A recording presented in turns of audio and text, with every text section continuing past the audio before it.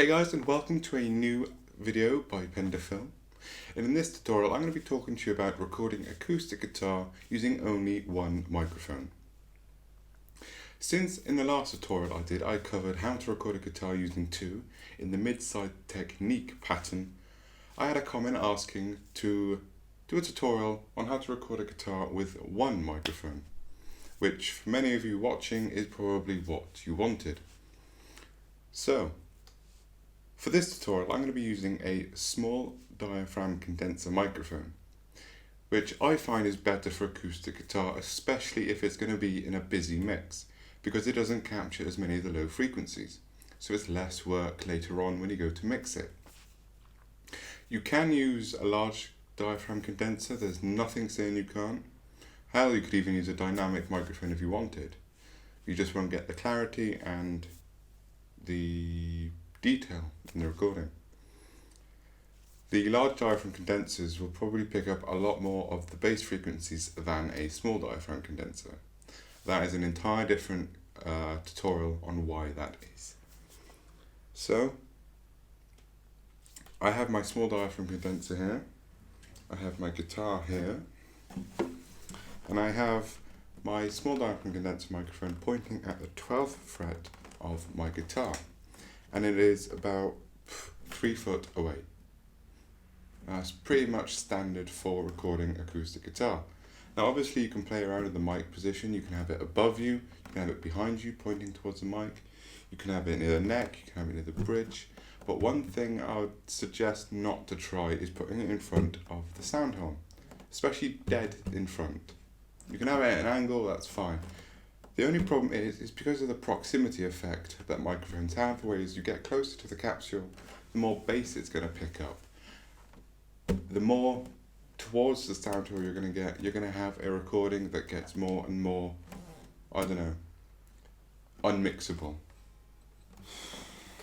So, I'm going to put my headphones on, and I'm going to record a passage of guitar for you, and then we're going to go ahead into the control room and see what it sounds like.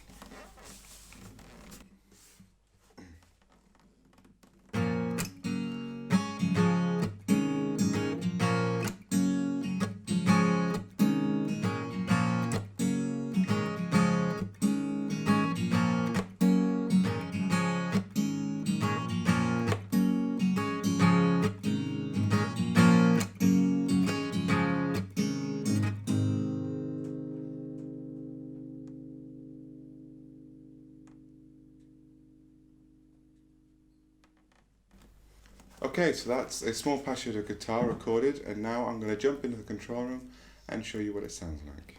Okay, so we're in the control room now, and we have our guitar track recorded. So this is it without any processing at all.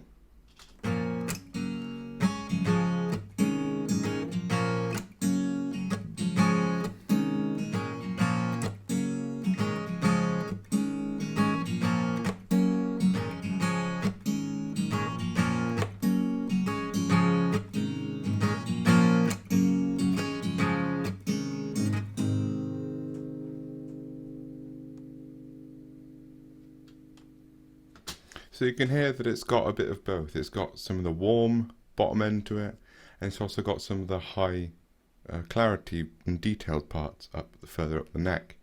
And you can also hear the hand squeaking, which I personally like in intimate recordings, singer-songwriter sort of things. So now let's add some EQ and a compressor. With this one band EQ, I've just rolled off everything under 150 Hz because it is useless to a mix unless it's kick and bass, obviously. And then we have our 7-band EQ, which just takes out some of the resonant frequencies and boosts everything above 5K by 3 dB. And then we have our compressor, which is set to a attack of 1 millisecond, threshold of -7 dB, and the makeup is 7ish dB as well. So that's taken off about 1, 2 or maybe 3 dB. As a side note, you can download this if you're on Pro Tools. You can download this compressor for free from FX Expansion. You've got to sign up, get a serial key, but it is free. You don't need an iLock or anything, just so you know. I think it's VST as well, so go check it out. So, now we've got our EQs and stuff on, let's have a listen to this again.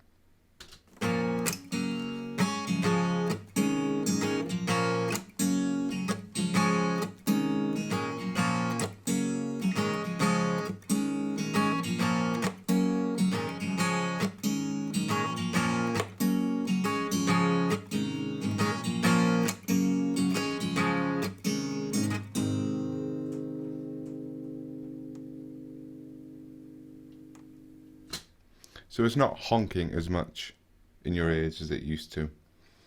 Maybe the bass roll-off was a bit too drastic if it was just guitar in the mix, but this would work really well in a light or heavy mix. Not so much a busy mix, since it would get a bit too all over the place.